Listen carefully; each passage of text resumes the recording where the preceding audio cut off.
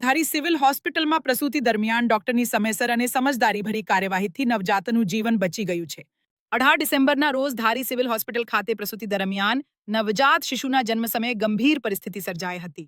શિશુના જન્મ સાથે જ તેની શ્વાસોશ્વાસની પ્રક્રિયા બંધ થઈ ગઈ હતી.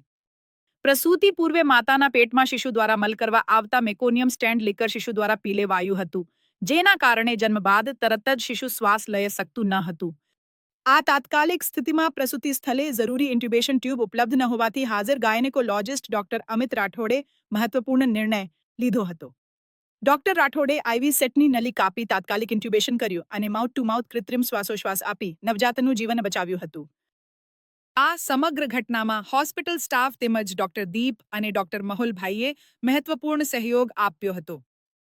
પ્રાથમિક સારવાર બાદ શિશુની સ્થિતિ સ્થિર થતાં તેને 108 એમ્બ્યુલન્સ મારફતે અમરેલી સિવિલ હોસ્પિટલમાં ખસેડવામાં આવ્યું હતું. હાલ સિવિલ હોસ્પિટલના તબીબોના જણાવ્યા અનુસાર નવજાત સંપૂર્ણ સ્વસ્થ છે અને માતાની હાલત પણ સારી છે.